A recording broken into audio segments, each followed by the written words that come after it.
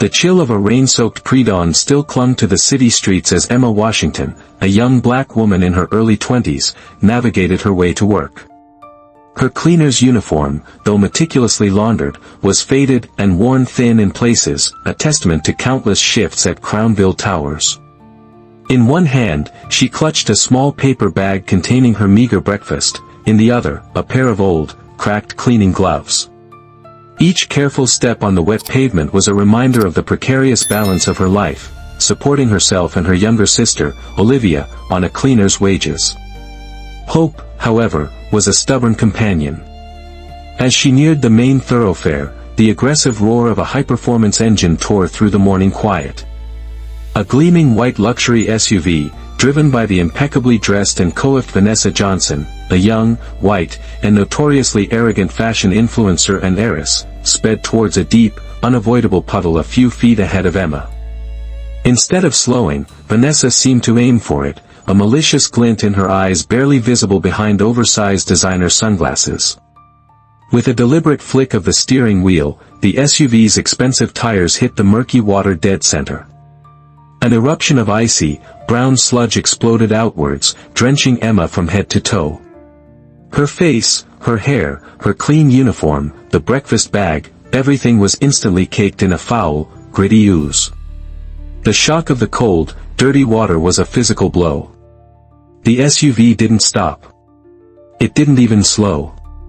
Instead, the tinted passenger window glided down just enough to reveal Vanessa Johnson's perfectly made-up face, her bright red lips curled into a contemptuous sneer.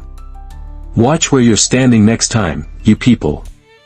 Vanessa's voice, sharp and laced with a casual, cruel racism, cut through the air. "Wouldn't want to get my tires dirty on your kind."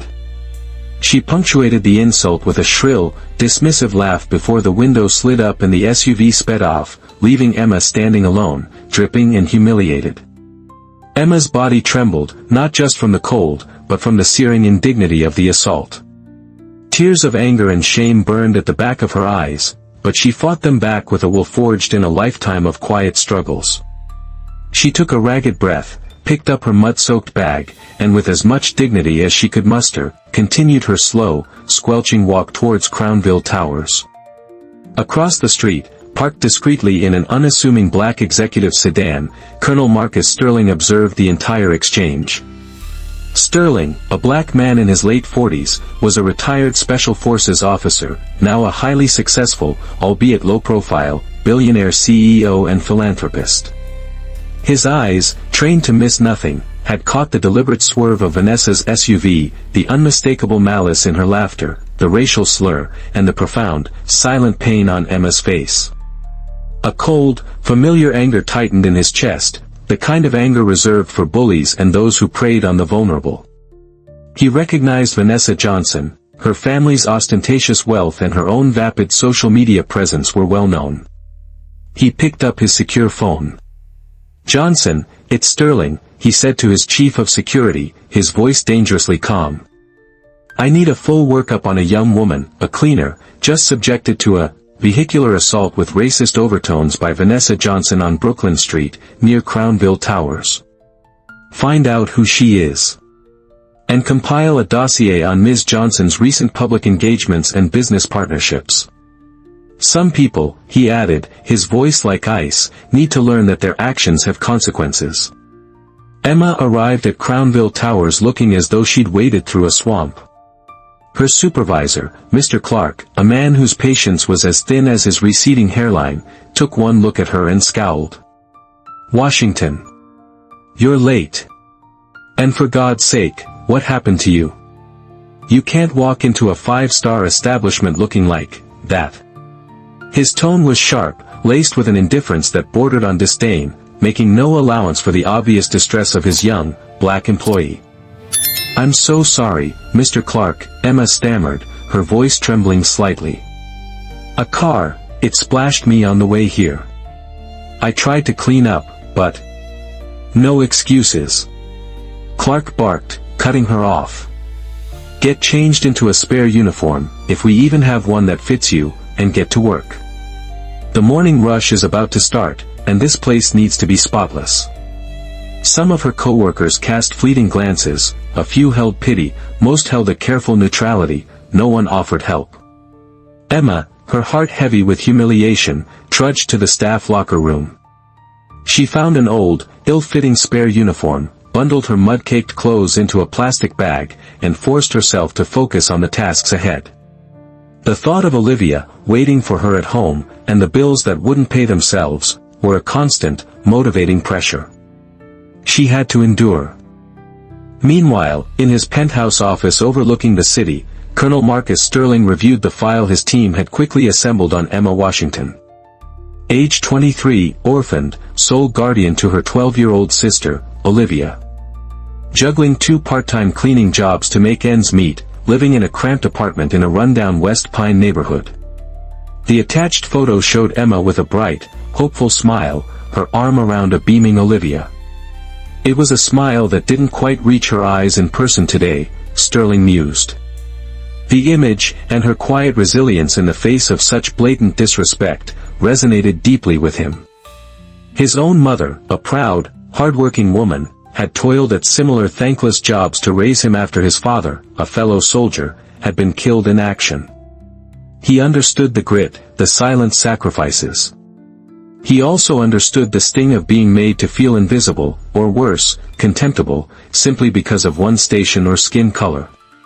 "She doesn't deserve this," Sterling murmured, tapping the photograph. His quiet anger at Vanessa Johnson solidified into a cold resolve. Across town, Vanessa was oblivious, curating her perfect life for her online followers, a stream of vapid selfies and luxury product placements. She'd already forgotten that minor incident with the cleaner, dismissing it to her assistant as, honestly, some people just don't know their place.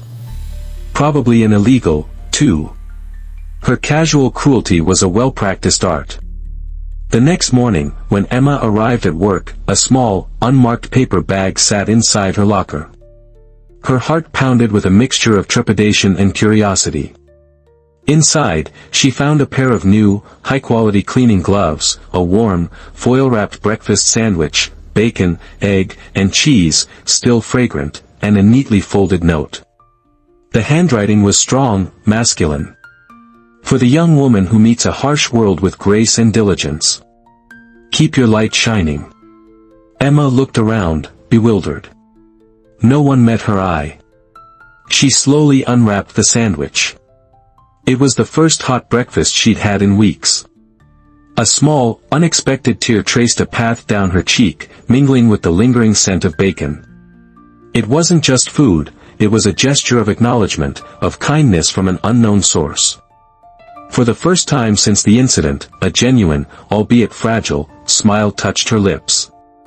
Miles away, Colonel Sterling watched a discreetly reviewed security feed from the hotel's staff entrance, a feed he had legitimate, if rarely used, access to through a security solutions partnership his company held with the hotel chain.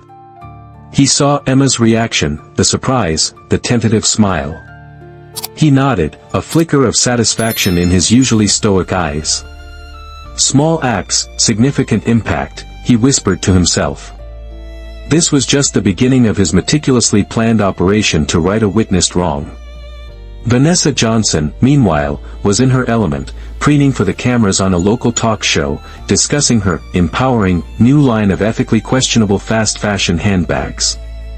The moment the segment ended and the cameras were off, however, her saccharine smile vanished. "My latte was lukewarm, you imbecile," she shrieked at a terrified production assistant. "And this lighting is making me look sallow. Fire someone."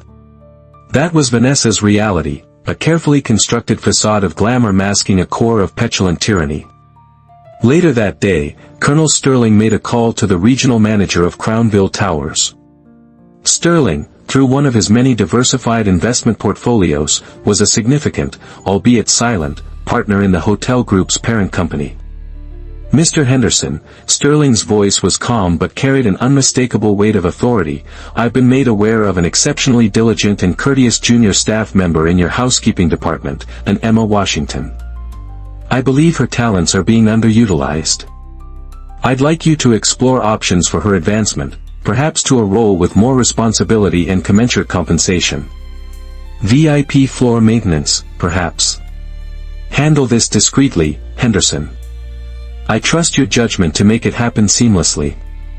Henderson, though puzzled by such high-level interest in a rank-and-file cleaner, especially a black one in a department often overlooked, knew better than to question a directive from Marcus Sterling. He stammered his assurances. Thus, Emma, while meticulously scrubbing a stubborn stain in a little-used service corridor, was summoned by the head of housekeeping. Emma Washington, the supervisor said, peering at a newly printed memo. Management has decided to transfer you to the VIP Suites and Executive Lounge maintenance team. Effective tomorrow. Congratulations. It's a significant step up, better pay, more specialized duties. Emma was floored. Sir. Are you sure? I didn't apply for any transfer. It's been approved from the top, he said, already looking past her. Don't disappoint. The news spread through the housekeeping staff like wildfire. Whispers followed Emma down the hallways. The VIP floor. Her.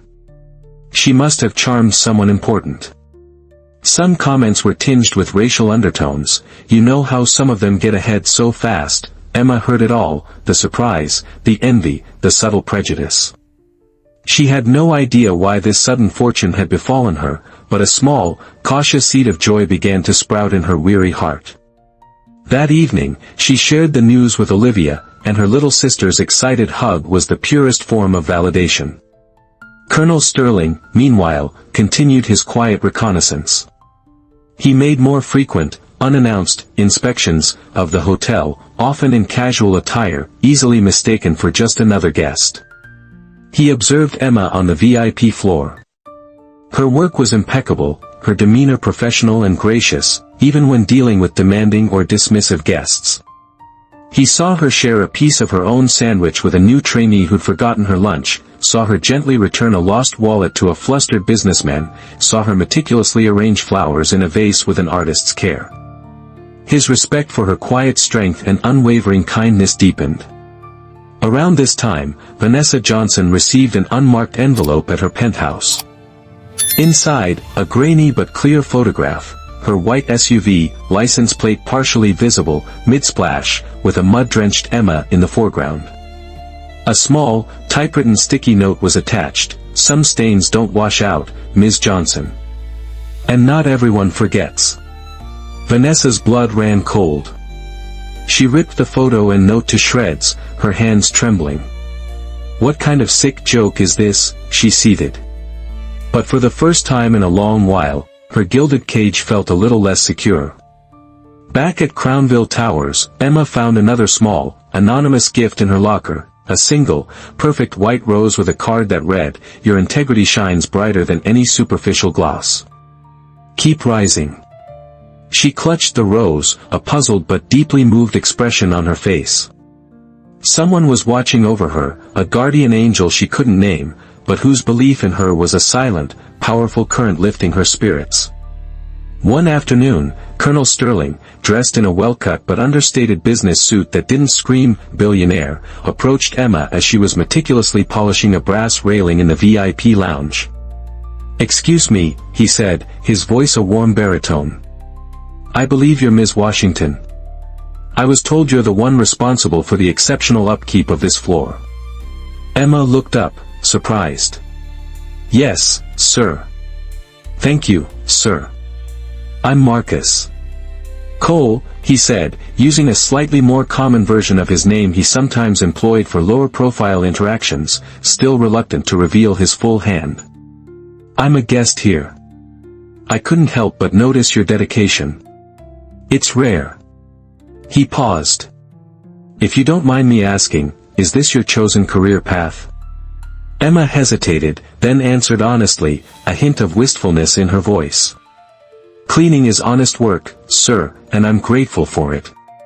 But if I could dream, I'd love to study hospitality management. Maybe one day manage a place like this, ensure every guest feels truly valued, and every staff member feels respected." Sterling listened intently, his expression thoughtful. "A worthy dream, Ms. Washington. A very worthy dream indeed. He made a mental note. Her ambition matched her work ethic. Vanessa Johnson, meanwhile, was spiraling.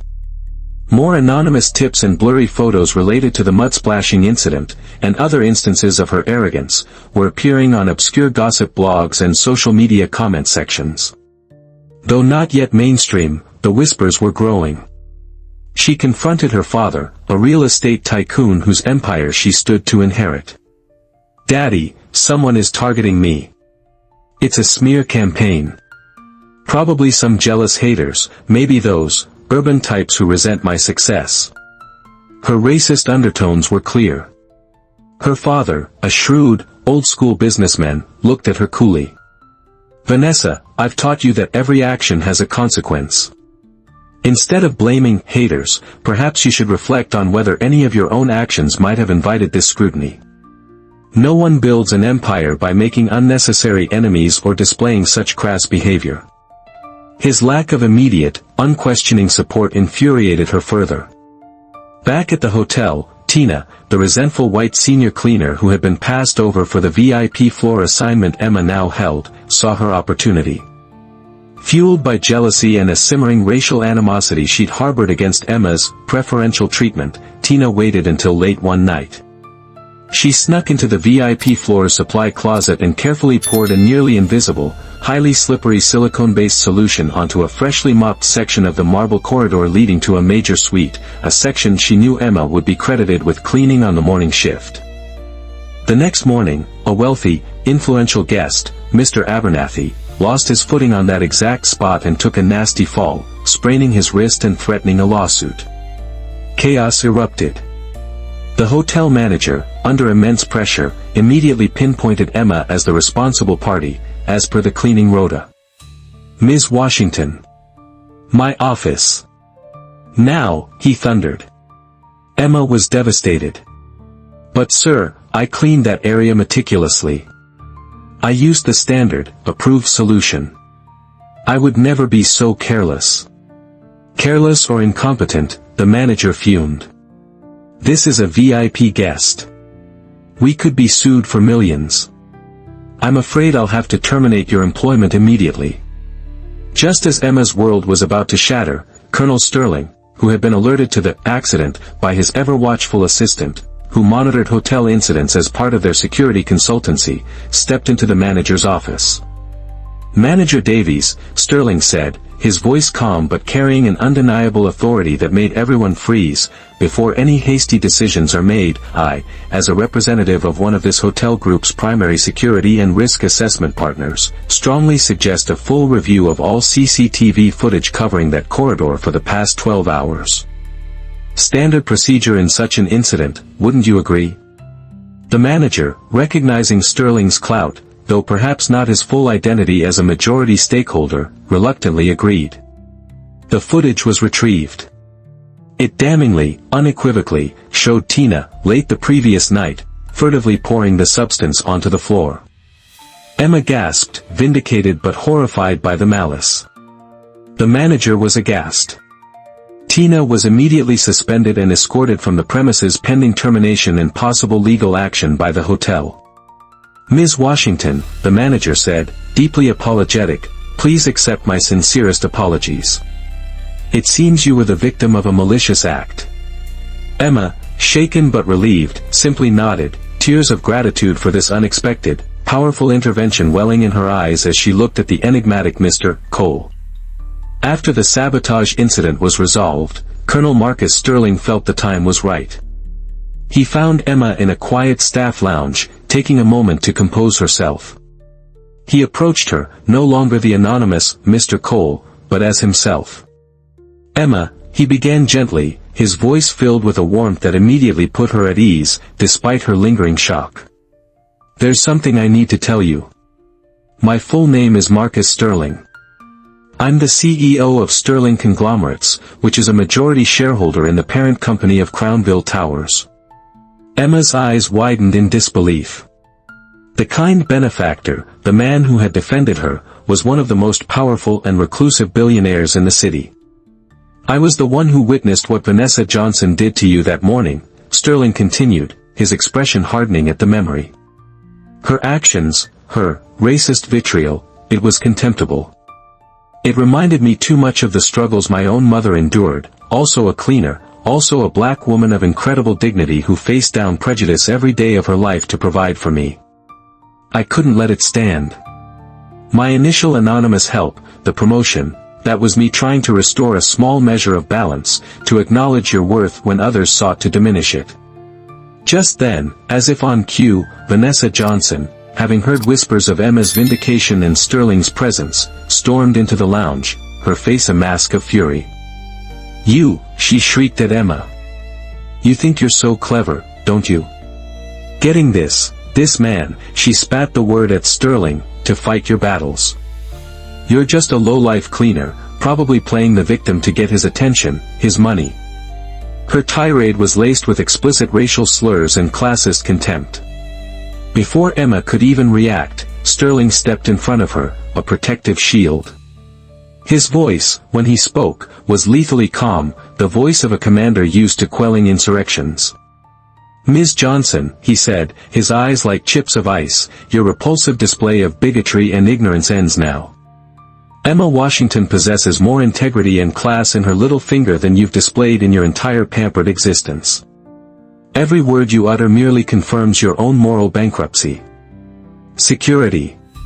Two of Sterling's personal security detail, always discreetly nearby when he was in public, materialized and firmly, but politely, escorted a still screaming, now panicked Vanessa from the premises. Emma looked at Sterling, overwhelmed. Why are you doing all this for me?" He turned back to her, his gaze softening. He took out a sleek, understated folder from his briefcase. "Because, Emma, you are exactly the kind of person this world needs more of. And because dreams, especially those born of hard work and good character, deserve a chance to fly." He handed her the folder. "This is a full scholarship to the Cornell School of Hotel Administration, all expenses paid, starting next semester. And a standing offer for a management training position within my hospitality division upon your graduation, should you choose to accept it." Emma's hands trembled as she opened the folder. Tears streamed down her face, tears of disbelief, of gratitude, of a hope so immense it felt like a physical force. I don't know what to say." "Say you'll accept," Sterling said, a rare, genuine smile lighting up his features. "Say you'll continue to be the remarkable woman you are." Vanessa Johnson's downfall was swift and public. Sterling's team, with cold efficiency, ensured that authenticated evidence of her racist tirade against Emma, coupled with the previous mud-splashing incident, which witnesses were now emboldened to speak about, and her attempt to spread false rumors about Emma, reached the right media outlets and, more importantly, her father. The patriarch of the Johnson Empire, a man who, for all his faults, valued his family's reputation above all, was appalled. Vanessa was cut off financially, removed from all family company boards, and effectively banished from the social circles she so desperately craved. Her empire of arrogance crumbled into dust. Emma, with Sterling's quiet mentorship and unwavering support, blossomed. She excelled in her studies, her practical experience lending a unique depth to her academic learning. She continued to work part-time at Crownville, no longer as a cleaner, but as an intern in various managerial departments, her insights, from the ground up, proving invaluable. She bought a small, decent apartment for herself and Olivia, creating a home filled with warmth and security. Colonel Marcus Sterling, the formidable ex-Special Forces officer and billionaire CEO, found himself increasingly drawn to Emma's quiet strength, her unpretentious wisdom, and the radiant kindness that a harsh world had failed to extinguish. Their relationship, built on mutual respect and a shared understanding of life's deeper values, slowly, beautifully, evolved into love. He often visited Emma and Olivia, sharing simple meals, laughter, and becoming the stable, caring male presence Olivia had never known. 1 year later, at Crownville Tower's prestigious 20th anniversary gala, Emma Washington was not an employee serving drinks, but a guest of honor. She wore an elegant, understated gown, her natural grace and quiet confidence outshining all the diamonds in the room. The hotel group presented her with a special Beacon of Excellence and Resilience Award. Standing at the podium, her voice clear and steady, she spoke. "A year ago, I stood on a street not far from here, covered in mud, a victim of casual cruelty and prejudice. I felt invisible, worthless. But one person saw me. One person chose kindness over indifference, action over apathy." Her eyes found Sterling in the audience, his gaze filled with pride and love. "This award isn't just for me. It's for every person who has ever been made to feel small, every person who has to fight a little harder just to be seen, to be respected. It's a testament that integrity, hard work, and an unwavering belief in the good within others, can indeed change a life. And it's a reminder that true power lies not in what you can take, but in what you can give." The ballroom erupted in a standing ovation. Later that evening, Marcus Sterling walked Emma back to that very spot on Brooklyn Street. The pavement was clean, the night quiet. He took her hand. "That day," he said softly, "Vanessa Johnson splashed mud. But in doing so, she inadvertently revealed a diamond." Emma leaned her head on his shoulder. "And you, Marcus," she whispered, "were the one who saw it sparkle and helped it shine for the world." They stood together, two souls had found an unexpected connection in the unlikeliest of circumstances, proof that even from the muddiest of beginnings, the most beautiful futures can bloom, watched over by a justice that sometimes arrives in the quietest, most unexpected, and most powerful of ways. If Emma's journey from a mud-splashed cleaner to an inspiring beacon of hope touched your heart, please like this video, subscribe for more tales of resilience and unexpected champions, and share her story. Have you ever witnessed an act of kindness that changed someone's life, or stood up to an injustice when no one else would? Share your experiences in the comments below, always remembering to comment respect. Let's celebrate the power of seeing the best in others.